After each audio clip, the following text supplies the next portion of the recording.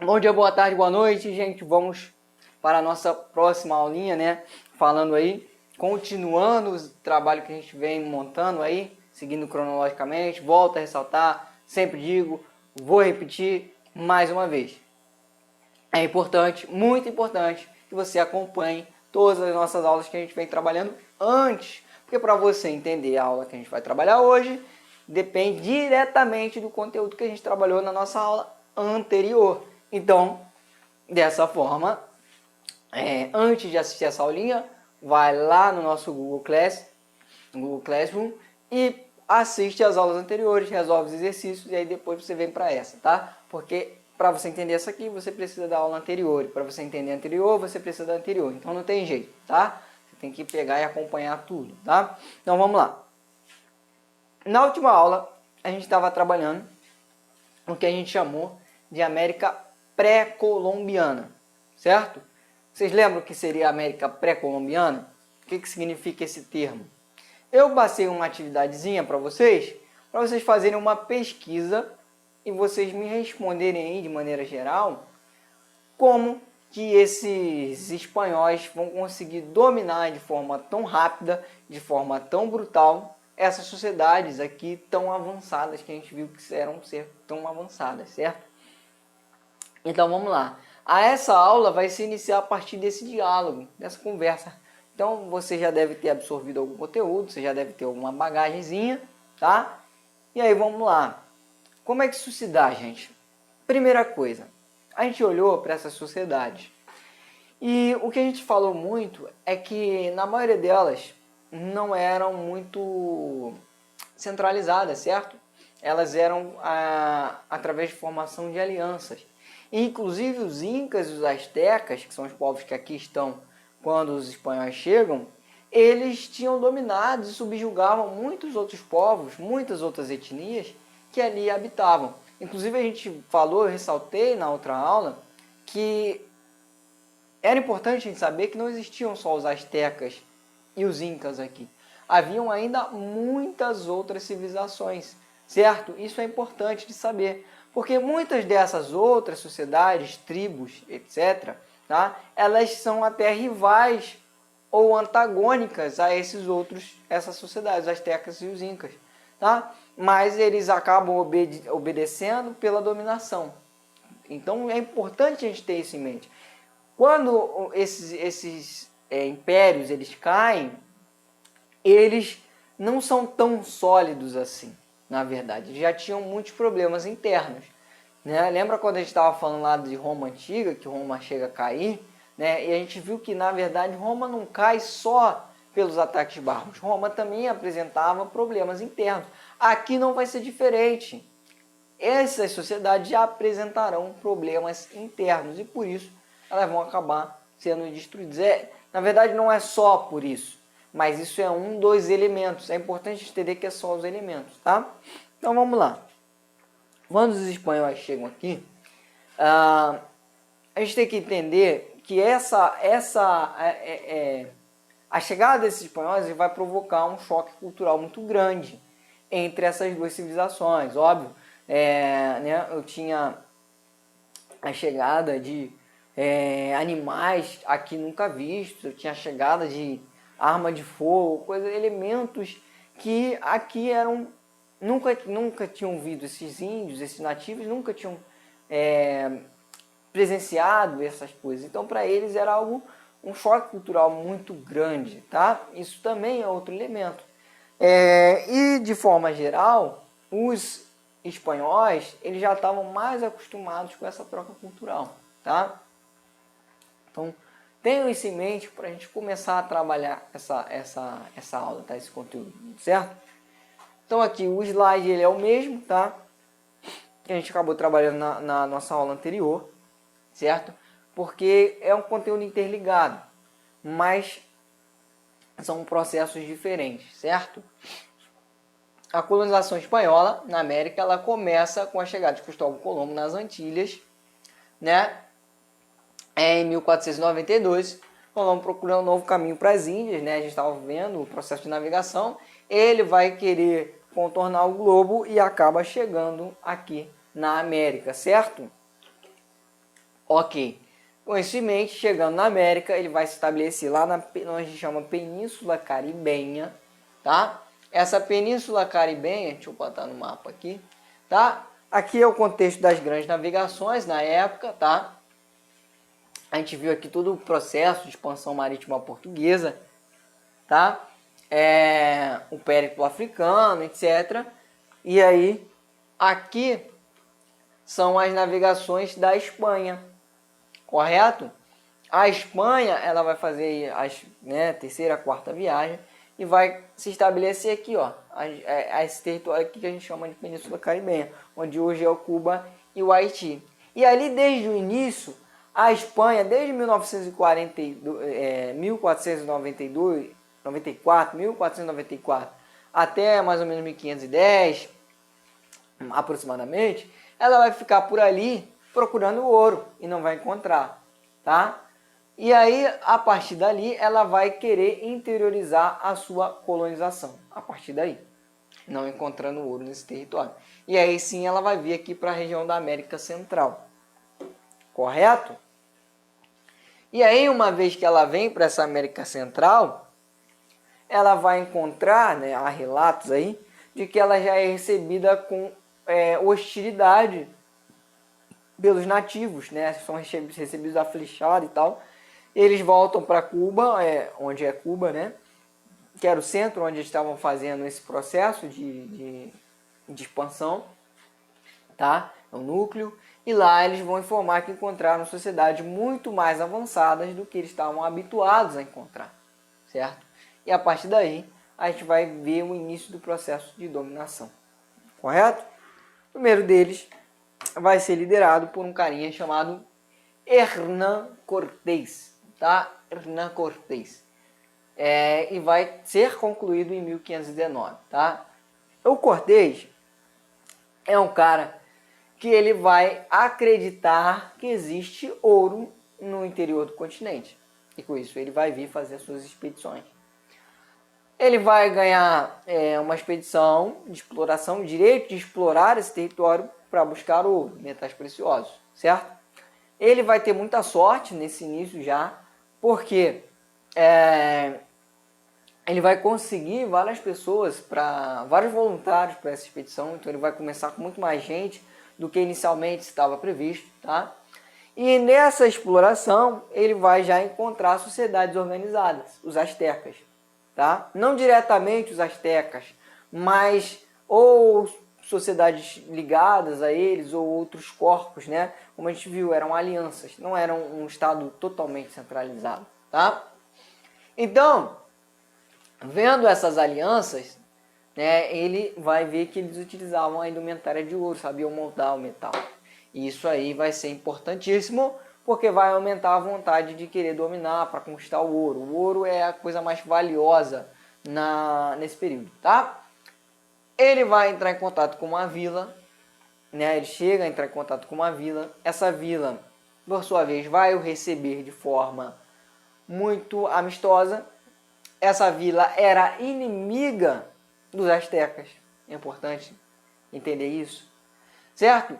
E aí, nesse contato, eles vão fazer uma festa lá, ele vai presentear, né, esses nativos com alguns objetos, etc, né? E é importante entender que por muitos desses nativos ele vai ser visto como o próprio Deus, tá? Imagine para essa sociedade que é muito avançada em certos aspectos, mas muito rudimentar em outros, ver caravelas gigantescas chegando do mar, trazendo homens, quase deuses, que eram esses espanhóis com cavalos, montados em cavalos. Não sei se vocês sabem, os cavalos, eles não existiam na América originalmente. Então, para o nativo, aquilo ali era uma novidade. Eles nunca haviam experimentado algo semelhante, nunca tinham visto. Então era um animal fantástico para eles. É um negócio, vocês têm que entender que é um negócio absurdo, tá? É uma diferença muito grande, tá? Então, por conta disso, eles vão ser muito bem recebidos. O Hernán Cortés vai ser presenteado com uma mulher, uma escrava sexual chamada Malitzin. A Malitzin, ela já tinha sido escrava, ela nasceu na sociedade asteca, foi vendida como escrava, depois foi vendida novamente para essa tribo, tá? Essa população, e aí ela já estava sendo repassada mais uma vez por Hernán Cortés, tá? Ela até, nas minhas turmas, ela sempre tem alvo de muita polêmica. Os alunos acabam criando muita polêmica, se dividem, se disputam entre si essa narrativa, tá? Porque a Malitzin, ela não é boba, ela não tarda e vai aprender a falar o espanhol, certo? Falando espanhol, ela vai ter um relacionamento com o Hernán Cortés, tá? Um relacionamento amoroso, e ela vai dar ao Cortés todos os elementos que ele precisava para a dominação. Vai ser ela, através como intérprete, que vai dizer ao Cortés que os astecas não são um império tão sólido assim, que há divergência dentro dessas alianças, que há povos rivais contra contra o Hernán Cortés, que os astecas acreditavam que os espanhóis eram reencarnação de deuses. Vai ser ela que vai dizer isso. O imperador dos astecas à época, que era o Montezuma II, ele estava preocupadíssimo, né, com a chegada desses espanhóis. Eles sabiam, eles tinham olheiros, eles tinham informantes que já tinham chegado aos ouvidos do Império Azteca, dessa movimentação dos espanhóis, tá? Ela vai trazer essas informações para ele. O Montezuma, ele ao mesmo tempo que estava se sentindo privilegiado por ser em seu governo, em seu mandato, que os deuses retornaram, mas ao mesmo tempo ele está preocupadíssimo, porque as sociedades, elas acreditam em a religião, elas acreditam em ciclos. Então, se os deuses estão voltando, é para tomar tudo e começar um novo momento. Então, Montezuma seria descartado. Então, uma vez em posse dessas informações, o Hernán Cortés, ele vai utilizá-las para a dominação, certo? Ele vai marchar para a capital dos astecas, Tenochtitlán, tá? E no meio do caminho, utilizando a Malitzin, então a Malitzin, ela vai ser o principal instrumento de dominação, e por isso a polêmica, uns vão dizer que ela é traidora, que ela trai o seu próprio povo e por isso ele é dominado, subjugado e condenado, mas outros vão dizer que não, que dentro daquela sociedade ela só estava buscando um jeito de sobrevivência ou de vingança, né? O que vocês acham? Mas o fato é que ela se torna o principal instrumento de dominação, né, do Hernán Cortés. E ela vai ajudar o Hernán, vão marchar. E aí, na medida que eles vão marchando, né, aqui é uma representação dela e do Hernán Cortés, né, à medida que eles vão marchando, as tribos que eles vissem que eram inimigas dos astecas, eles se apresentam como libertadores. Eles vieram libertá-los dos astecas. E as que são aliadas aos astecas, eles se apresentam como deuses. E por isso deveriam ter aliança e respeito para consigo. Certo? E com isso eles vão movimentando e iniciando esse processo de dominação. Tá? Eles acham que são deuses, apresentam-se como deuses e tal, como libertadores, é meio que eu estou dizendo, né? E Montezuma aqui já está dando um bem resumido o que vai ocorrer, certo? E aí, Montezuma vai marchar para Tenochtitlán. Chegando em Tenochtitlán, ele vai ser muito bem recebido pelo Montezuma II, que acreditava que ele poderia ser a encarnação de Deus, poderia ser um Deus na Terra, tá?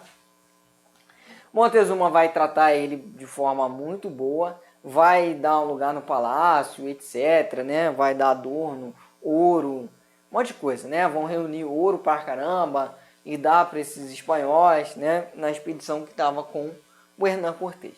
Sabendo disso, né? Os espanhóis, o núcleo dessa colonização, que são esses espanhóis, que estão lá mais ou menos onde hoje é Cuba, esse governo que ali está estabelecido, vai mandar um outro regimento para meio que controlar o que o Cortés está fazendo, né?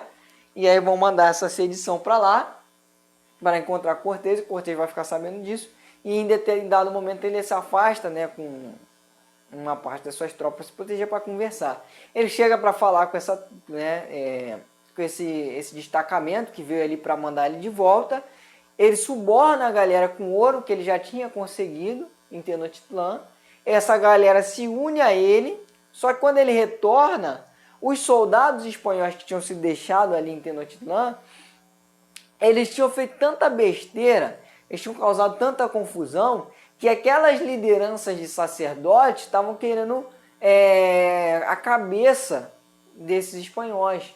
E havia, né, uma própria relutância pela liderança do Montezuma ter deixado essa galera lá. Certo? Olha que coisa interessante. Isso vai acontecer em meio a isso tudo, eles vão pensar em fugir. Quando a elite descobre que eles estão planejando fugir, eles percebem que foi um golpe, né? E aí eles vão iniciar um movimento de revolta, vai acontecer uma revolta generalizada na capital, em Tenochtitlan, certo? Onde nessa confusão toda o próprio Montezuma vai ser morto, tá? Acredito que ele é morto na confusão, com a paulada, etc. Não sabe muito bem como é que ele morreu de fato, tá? Mas o fato é que ele acaba morrendo, os espanhóis fogem, conseguem fugir, levando ouro, etc. Na medida que eles fogem, eles vão reunir um exército de outros índios, de outros nativos que eram opostos aos astecas, e depois vão iniciar uma guerra e vão vencer. Por quê? Quando Montezuma cai, lembrem que o imperador, o Montezuma, ele é a representação do próprio divino na Terra. Ele cai, ele morre, ainda mais de uma morte tão banal, vamos dizer assim, ele acaba desarticulando toda uma crença, toda uma ideia do império. Isso faz com que se fragilize muito mais, tá? Então facilita essa conquista, tá? Então esse é meio que o processo. Essa revolta, ela é conhecida como La Noche Triste, tá? La Noche Triste. A Noite Triste, né? Que é esse episódio onde vai ocorrer a morte do Montezuma e a fuga desses espanhóis. Mas vamos entender esse processo de dominação por si só, certo? Esse processo de dominação, eu falei para você os eventos, o Montezuma fez isso, fez aquilo, mas de maneira geral, há alguns elementos que a gente tem que considerar. Tem um autor que ele vai defender uma tese de 3 elementos, que ele vai dizer: a cruz, a espada e a fome, tá? A cruz representaria esse domínio da própria religião dos astecas, certo? Contra eles, de acreditar que os espanhóis são Deus, etc., né? Utilizar a religião, né? E mais lá na frente, a gente vai ver que a conversão também desses nativos à fé católica vai ser utilizada como uma ferramenta de dominação, certo? A espada seria a força e a fome seria tanto a fome mesmo, né? A desarticulação da sociedade para provocar a fome, quanto a fome cultural, tá? É através desses elementos. Tem outros, tá? Vamos lá. Como é que se fez essa dominação? Você tem a superioridade militar, tá? Onde os europeus já têm arma de fogo, tá certo? É aquela arma de fogo mosquete, né? Que o cara dá um tiro, demora 3 anos para carregar, etc. Sim, mas para o índio, para o nativo, aquilo ali é uma besta que cospe fogo, é um animal, é algo que é muito abominável, né? O próprio som estrondoso daquela ferramenta, né? Isso faz com que desmoralize muito eles na batalha. A figura do cavalo é assustadora, eles não tinham precedente de saber como lidar, como revidar essa luta com o cavalo, né? A velocidade de deslocamento desses espanhóis vai ser muito alta. Então, são todos elementos que vão favorecer. Há um outro muito importante, que a gente não trabalhou, mas vou adiantar agora, que é as epidemias. Esses espanhóis, quando vêm para cá, eles trazem doenças, tá? Quando os exércitos espanhóis regressam a Tenochtitlan para dominá-la, Tenochtitlan havia experimentado uma epidemia de varíola absurda, sem precedentes, que dizimou a maior parte da população. Foi praticamente um genocídio, tá? Morreram muitos nativos, tá? Com essas epidemias, porque eles não tinham anticorpos, não tinham na sua genética hereditária anticorpos para lidar com aquelas doenças. Então eles morriam absurdamente e eles nem sabiam lidar, era uma realidade muito nova e muito rápida. Então dizimou grande parte dessa população. Isso também contribuiu para que você tivesse, né, uma desarticulação. E por fim, os elementos culturais. A crença desses povos em acreditar que esses espanhóis são deuses vão contribuir muitíssimo para esse processo de dominação, certo? Então fica mais fácil da gente entender como é que isso se deu, como é que isso foi feito de maneira tão simples, tão fácil, tá? Então, entendido o caso asteca, então agora vamos para o caso dos incas, tranquilo? O caso dos incas é um pouco mais simples, tá? Não que seja mais simples, apesar do império ser maior, ele também tinha todos esses problemas que a gente está falando aqui comumente do que a gente está falando aqui dos astecas, certo? Ele também tinha esse problema. E aí, no caso do Império Inca, essa conquista vai se dar depois por um cara chamado Francisco Pizarro, tá? Francisco Pizarro. Esse Francisco Pizarro, ele vai ficar sabendo do sucesso do Hernán Cortés e ele vai querer fazer algo semelhante. Ele vai pensar, não é possível que nessa vastidão de terra só haja um estado centralizado. Tem que haver outro. E ele vai começar a buscar, certo?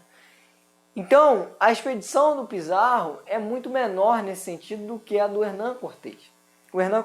O Pizarro, ele vai, depois de um tempo, descobrir os impérios incas, vai descobrir, tá? E ele regressa, ele faz algumas expedições sozinho, descobre essa civilização, né? Em uma cidade, regressa para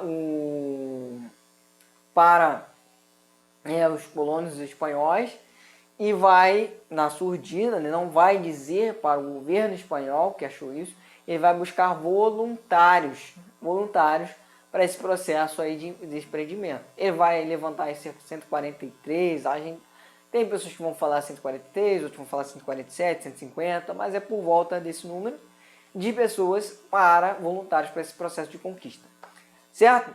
Aí eles vão iniciando esse processo de conquista, etc. Vão marchar, né? Vão regressar a essa cidade onde antes o Pizarro tinha visto essa sociedade. Chegando lá, eles não vão encontrar nada, né? Vão encontrar a cidade, obviamente, mas não vai ter ninguém. E aí, não tendo ninguém, eles vão, mas o que aconteceu? E aí o Pizarro vai quase ser linchado, até que eles vão, aí tem relatos que vão dizer, eles acham um outro colono espanhol, que tinha sido naufragado ali e estava vivendo entre os incas há muito tempo. E ele vai dizer que o que ocorreu ali foi uma epidemia, certo? Epidemia que havia dizimado a maior parte daqueles territórios. E além dessa epidemia estava acontecendo, essa epidemia na verdade matou até mesmo o imperador. E esse imperador tinha 2 filhos, Atahualpa e Huáscar, e esses 2 estavam brigando pelo trono, certo? Sabendo disso, esse colono, né, esse náufrago, vai servir para o Pizarro, tal qual a Malinche serviu para o Hernán Cortés. E ele vai dar elementos e informações suficientes para que o Pizarro conseguisse iniciar esse processo de dominação, certo? E aí, com isso, ele vai começar a reunir tribos rivais do Império Inca. Começa a reunir, ele vai sabendo, né, dessa ideia de que eles pareciam deuses, que os incas podiam entender como deus, etc. ele vai propor uma aliança com um dos irmãos, Atahualpa. E aí, nessa guerra, Atahualpa acaba vencendo o combate, se tornando o novo imperador, mas ele, nessa aliança, propõe um encontro com esses colonos. O Atahualpa vai com cerca de uma escolta de 6.000 soldados, tá? Mas quando ele chega lá, tinha sido montada toda uma emboscada com canhões, né, mosquetes, cavalaria, e acaba que o Atahualpa é capturado. No momento que ele é capturado, e é até engraçado, no filme que eu citei, o Apocalipto, ele acaba, acho que cita isso, mostra isso. Ele vai oferecer o seguinte, ele vai falar, também tem um documentário no Discovery que fala exatamente sobre isso, é muito bom, recomendo assistir. Ele vai dizer, olha, eu sei o que vocês querem, eu sei que vocês querem ouro. Se vocês me soltarem, eu encho 2 salas dessa, a sala que ele estava preso, de ouro para vocês. E aí o Francisco Pizarro vai, é mesmo? Então tá bom, temos um acordo. E aí ele vai mandar dia após dia, aqueles nativos, né, fiéis ao Atahualpa, vão trazer ouro e mais ouro e mais ouro e mais ouro, toneladas de ouro para esses europeus. Ao final, né, tendo cumprido a sua parte no acordo, o Atahualpa vai solicitar que ele seja libertado. E aí ele é traído, o Francisco Pizarro vai mandar matar ele, vai empalar ele, né, uma morte bem feia, vai depois, se não me engano, esquartejar ele. Para quê? Para mostrar para as sociedades incas que ele não era Deus na Terra, para meio que humanizar ele, fragilizar. E isso vai fazer com que o Império se desarticule mais ainda. O processo de dominação ele vai perdurar muito mais tempo, até 1533. Mas essa morte desse líder acaba desarticulando o Império de tal forma, fragmentando o Império de tal forma, que a gente costuma dizer que a partir daí o Império já cairia, certo? Então a partir daí vai ser feita a conquista. Então por isso que é fundamental essa pesquisa que eu passei, para a gente entender os elementos que possibilitam essa dominação tão rápida desses impérios, que eram muito grandes, eram milhões de pessoas. Essas milhões de pessoas conheciam o território, tinham tradições guerreiras e mesmo assim caem ao subjugo europeu, certo? Entendido até aqui? Então registra as informações, pausa, absorve e vamos seguir. Porque uma vez que esses impérios caem, são conquistados, agora eu tenho um processo de colonização, de estabelecimento dessa dominação, certo? Então, entendido isso, vamos para frente, entender aí como que vai ser a administração colonial da Espanha na América. Tranquilo? Então vem comigo. Montei essa tela aqui, resuminho para vocês, tá? Podem estudar através dessa tela aqui, vocês vão conseguir, né, de forma bem resumida as informações, tá? Resumir para vocês, sou um cara bem maneiro. A administração colonial espanhola. A motivação da conquista das Américas pelos espanhóis é principalmente econômica, vinda, né, com o objetivo de acumular capital para o Estado Nacional. O que é um Estado Nacional? Um Estado absolutista? A gente já viu isso. Iniciando-se em Colômbia, em 1492, tá? Enfim, né, a porta nas Antilhas. A economia base da América Espanhola no início da colonização se deu através da mineração de ouro e prata, porque eles já tinham presenciado, diferente dos portugueses, na utilização da indumentária das civilizações Inca e Astecas, a utilização de ouro e prata. Então, vai se ter muita gente. Aí a gente já começa uma primeira diferença muito grande entre a América Portuguesa e a América Espanhola. Quando eles chegam aqui, já tem ouro. Então aqui a gente vai ter muita gente interessada e vindo para cá para participar desse processo de colonização. Diferente da América Portuguesa, que só vai acontecer em 1700. Aqui vai acontecer desde o início, tá? Então vamos lá. E aí como vai se dar esse processo de colonização? E aí vamos lá, a gente faz um joguinho de toma lá da cá com o que a gente já viu da colonização portuguesa, tá? Vai se dar através das chamadas capitulações. O que são essas capitulações? Capitulação vai ser o modelo que a Espanha vai ter. Lembra que eu falei que Portugal queria colonizar sem gastar nada? A Espanha também. Ela vai falar o seguinte, ela vai chegar para privados, né, para particulares, que é como a gente chama, para nobres, para burgueses, tá? E vai dizer, olha, eu tenho um pedacinho de terra bonso lá, que achei na América, tinha uns índios lá, já expulsei todo mundo, já dizimei geral, a terra está prontinha, cheia de ouro, é só você ir lá e pegar. Vai lá, eu te dou um pedaço de terra, e aí você vai extrair esse ouro, eu ganho uma parte do ouro, eu fico feliz, você fica feliz. Certo? Então vai se dar mais ou menos dessa forma. E aí essas doações, esses territórios vão ser chamados, né? Na verdade, esse sistema, né? Esse contrato vai ser chamado de capitulação, certo? E esses que seria mais próximo para a gente, que a gente tem das capitanias hereditárias. E aqui vai ser feito, né? Vai ser administrado pelos chamados adelantados. Adelantado significa exatamente o que parece adiantado, aquele que vem na frente, aquele que vem primeiro, tá? Seriam aqueles que teriam direito de ganhar essas capitulações e poder fazer aí a exploração e domínio desse território, certo? Então, né, nessa estrutura desses adelantados, ela vai se pautar na centralização da administração, né, na verdade. E esse vai ser o primeiro modelo. Tá? Então esses caras vão vir para cá, vai vir muita gente, tá? A galera vai vir em peso, querendo de fato administrar, extrair ouro, conseguir riqueza, porque era muito ouro, eles sabiam que tinha muito ouro e eles vão vir para cá. Tá? Só que vai acontecer a mesma coisa que acontece lá em Portugal, muita fraude, tá? E aí isso vai fazer com que a Espanha pense duas vezes e ela vai querer centralizar a administração, igualzinho vai acontecer no Brasil, né? A gente vai ter o governo geral no Brasil, aqui vai ser um pouquinho diferente, tá? E aí ela vai instituir uma série de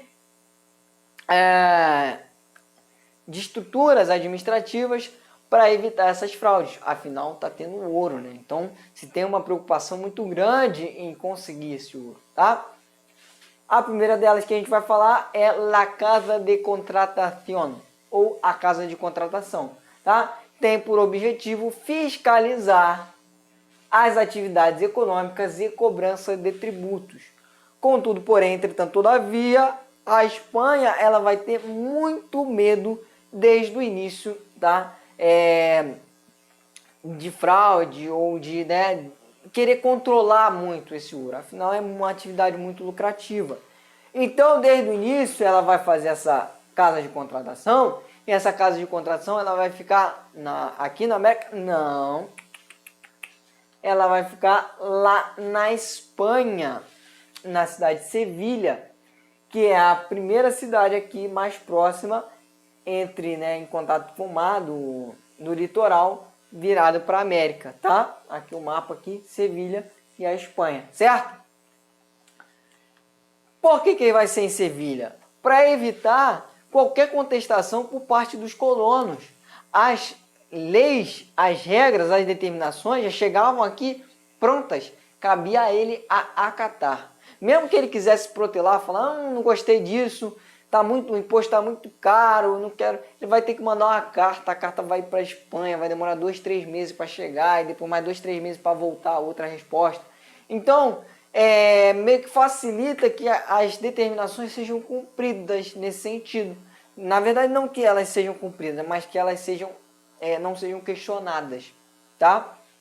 Por isso vai ser em Sevilha, tá? O Conselho das Índias, tá? Por que das Índias? Porque por muito tempo se acreditava ainda que eram as Índias, né? Tinha chegado nas Índias e aí não pensaram no nome. A ideia de América ainda não estava muito bem consolidada, tá? Podia ser muito bem Conselho das Américas, mas ficou Conselho das Índias por causa dessa ideia, né? Na verdade, até o termo índio é um erro histórico, né? Se cunhou a ideia de índio, que a gente chama de índio, né? na verdade não eram índios, né? Porque os europeus chamaram de índios porque acreditavam que tinham chegado nas Índias. Na verdade não eram, né? Talvez o termo mais correto fosse américos, né? Mas não é. Ficou índios, é um erro, um equívoco histórico. Interessante, né?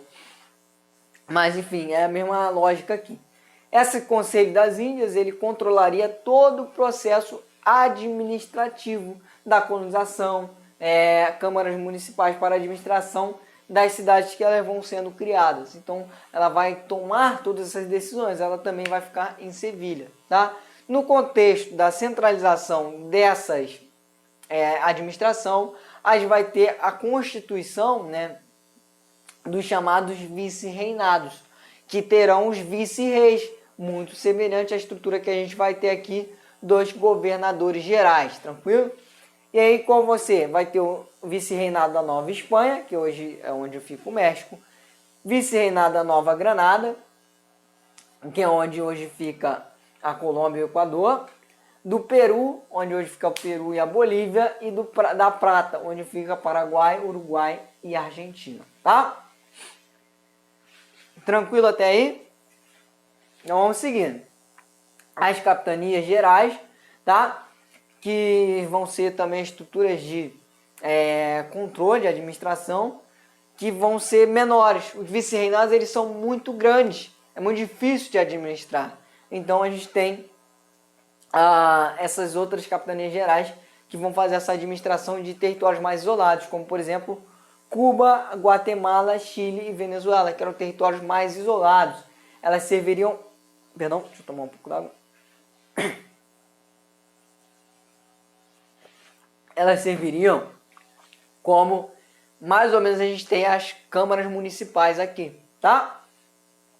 A gente vai ter os cabildos, que vai ser semelhante a essas câmaras municipais, tá? Aqui, ó, o que cai muito, mas cai muito, a utilização da mita por parte do espanhol, tá? O espanhol, diferente aqui do português, ele vai utilizar, que utiliza mais a mão de obra africana, o espanhol ele vai utilizar mais a mão de obra escrava nativa, tá? Mas ele vai aproveitar uma estrutura que já existia naquela sociedade culturalmente, que é a mita. Lembra que é a mita? Que a gente falou que é determinado momento eram sorteados X número de pessoas para trabalhar. Então esses espanhóis eles vão começar a fazer essa ideia, esses sorteios, aí as pessoas vão trabalhar, né? Lá, principalmente aí na mineração, a maior parte deles vai morrer, tá? As estruturas eram muito precárias, muitas doenças por causa de respirar as fumaças, os gases dessas minas. A maioria vai morrer, vai ficar com problema pulmonar, etc. Mas era feito através dessa lógica, né? Um sorteio das pessoas. Depois, isso vai ser tão prejudicial, vai matar tantos indígenas, tantos nativos, que a própria Espanha vai mandar isso aqui ser substituído. Vai ser substituído por um outro sistema, que é de encomenda, tá? Que é encomenda, né? Que vai ser através do encomendeiro, tá? Esse encomendeiro é mais ou menos essa lógica, só que em vez dele sortear, ele selecionaria de acordo com a necessidade dos colonos. Então aquele colono, eu preciso de 100 nativos para trabalhar na fazenda aqui, eu preciso de 100. Ele faria essa gerência para meio que tentar diminuir a taxa de mortalidade dos índios, dos nativos. O que na prática não vai funcionar porque ele vai se corromper e aí os colonos vão acabar comprando a possibilidade de utilizar essa mão de obra, tá? Não há, apesar de ser uma lógica de trabalho compulsório, não é considerada uma lógica escravista. Por quê? O índio ele receberia, né, uma recompensação pelo seu trabalho, no caso da mita e na encomenda, tá? Mas na prática era totalmente absurdo. Por exemplo, o cara quando ia para a mina, na frente da mina, tinha o que chamava de... Acho que era encomendeiro, acho que era o próprio encomendeiro, não sei. Eu não lembro o termo que chamava, mas era um representante que era responsável por fornecer as ferramentas e alimentação e tudo que fosse necessário para a exploração das minas, tá? Mas se era de graça? Não. Então o índio teria que pagar, por exemplo, para comprar uma picareta, para poder extrair na própria mina. E aí a picareta custaria mais do que ele poderia pagar. Então quando ele terminava de trabalhar, ele estava mais endividado do que quando ele começou. Então, apesar de ter essa compensação monetária, enfim, vocês entenderam, né? Era uma atividade muito trajante. Então é importante entender isso, essas diferenciações, principalmente no caso da mita, que cai muito, tá? Então a mita encomenda, já vimos aí. Então a mita, sorteio, encomenda, vai ser estipulado X número de acordo com a necessidade, tá? A sociedade, né? Antes de eu falar aqui, vamos voltar aqui nos vice-reinados. No caso da Espanha, a Espanha ela tinha já desde já muito medo de processos de independência, tá? Principalmente porque eram regiões muito ricas. Então, o que ela vai fazer? Ela vai separar esses vice-reinados de forma que eles não interajam entre si. Então, o vice-reinado de Nova Espanha não vai interagir com o vice-reinado de Nova Granada. Não vai, tá? A relação deles era mais próxima com a própria Espanha do que entre si. Isso vai nos dar uma pista do porquê, quando ocorrem esses processos de independência, já que é uma questão sobre isso, eu não lembro o vestibular, o concurso agora, que o pessoal ficou, caraca, questão difícil, e não é, na verdade. Que era uma questão perguntando o porquê que a América Portuguesa, o Brasil, ele mantém o seu território quase original, né? Ou seja, mantém a maior parte do seu território intacta, não tem outros países proclamando independência dentro desse território. O Brasil ele mantém as suas proporções continentais, e na Espanha, né, nas colônias espanholas, a gente vai ter uma grande fragmentação desses territórios. Por que isso acontece? Certo? Né, essa pergunta ela basicamente questionava isso, né? Eu não lembro as alternativas, mas a resposta está aqui. Porque diferente de Portugal, a Espanha ela já vai fazer com que esses territórios eles fossem independentes na prática. Então eles não se entendem como iguais. Quando eles declaram sua independência, eles declaram independência somente do seu território, do que eles entendem como pertencentes a eles, ou daquela territorialidade. E como é que ela fez isso? Por exemplo, dentro do vice-reinado da Prata, vai-se ter ali todos os materiais necessários para a produção daquele gênero, que é a extração de metais preciosos. Então, a extração da madeira para fazer a picareta vai estar ali, do ferro, do cobre, enfim, de tudo que for necessário para fazer essa administração vai ter ali. Então, na prática, ele não precisa interagir com nenhum outro. Isso já faz a gente entender o porquê que esse processo de pan-americanismo, depois, lá na frente, com Simão Bolívar, e também esse motivo de fragmentação do território e a impossibilidade aí desse pan-americanismo, tá? Entendido? Então agora vamos para a estruturação dessa sociedade. A sociedade colonial espanhola, ela era dividida estamentalmente.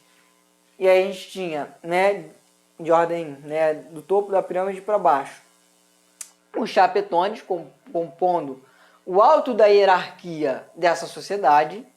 O que eram os chapetones? Chapetão é o espanhol, de fato, filho de mãe espanhola e pai espanhola, nascido na Espanha. Entendido? Mãe, pai espanhol, nascido na Espanha. Aí, esse cara ou essa família vem para cá, pai, mãe espanhola.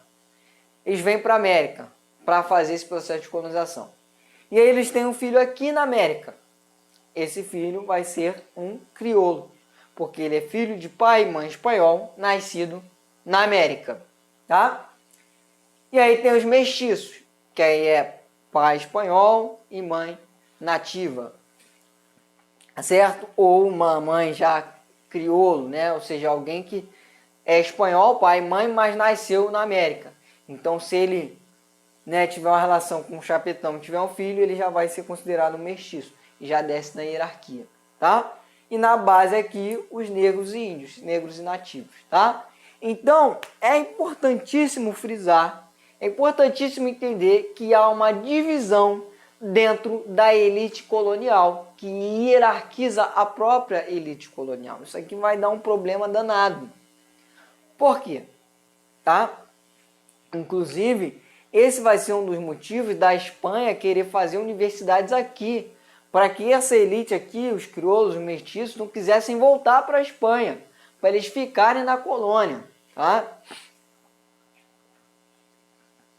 Esses chapetones, né, eles vão ter direito a ocupar os mais altos cargos da colônia, como vice-reis, vão poder se tornar vice-reis, vão poder se tornar chefes militares. Os crioulos já não. Os crioulos já vão ter que se contentar com cargos dentro da administração provincial, os cabildos, né, dentro das capitanias gerais, por exemplo. Os mestiços, tá? Eles já vão ser considerados aí inferiores, vão participar do comércio, etc. E os nativos, obviamente, vão ficar com um trabalho mais cruel, etc. Tá? Isso vai fazer com que, ao longo do tempo, essa elite de crioulos se rebelasse contra a elite dos chapetones. Porque a maior parte, né, conforme for passando o tempo, a maior parte da elite vai ser composta por crioulos. E esses crioulos, fomentosos de conseguir melhores cargos ou conseguir uma liderança dentro dessa colônia, vão iniciar lá na frente processos de ruptura com a Espanha, processos de independência. Tá? Então, a semente da independência acaba sendo plantada aqui, nessa estruturação hierárquica da sociedade. Olha que coisa interessante. Tá? Deixa eu ver se tem mais alguma coisa. Tá? Aqui eu trouxe para vocês, nesse slide, as divisões desses vice-reinados, tá? Onde cada um deles vão se estabelecer. Vice-reinado da Prata, vice-reinado Nova Granada, vice-reinado do Peru, vice-reinado da Nova Espanha. E aí as capitanias gerais, que eram territórios mais afastados. Capitania Geral do Chile, Capitania Geral da Venezuela, tá? Capitania Geral de Cuba e etc. Tá? Que eram mais afastados, tinham essa colonização um pouco mais difícil e por isso eram estruturados de forma diferente. A Espanha, desde o início, ela tinha muita preocupação com o movimento de independência, movimento de invasão. Então, o próprio chefe da capitania, os vice-reis vão ser civis, mas os chefes das capitanias vão ser generais, vão ser militares, para poder responder em qualquer momento de independência, tá? Então, gente, basicamente isso, entender de forma geral aí, né, simples, a processo de colonização, de conquista e colonização dessa América espanhola, que a gente chama de América Espanhola, porque é a América colonizada pela Espanha, tá? América Portuguesa é onde a América, o território da América é colonizado por português, tá? Então vai formar aí o Brasil. A América Espanhola são esses territórios aqui colonizados pela Espanha. Olha o tamanho da colonização espanhola. E aí que vão dar, ou vão se desagregar, já viu por quê, e criar vários países, tá? Venezuela, né, Chile, etc. Peru, Equador, enfim, tá? Vão se desagregar. De forma geral, é isso.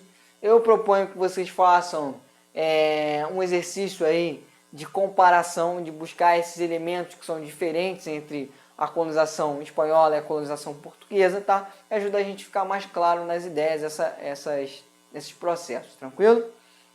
Espero que tenha sido proveitoso. Desejo a todos uma boa semana de estudos, tá?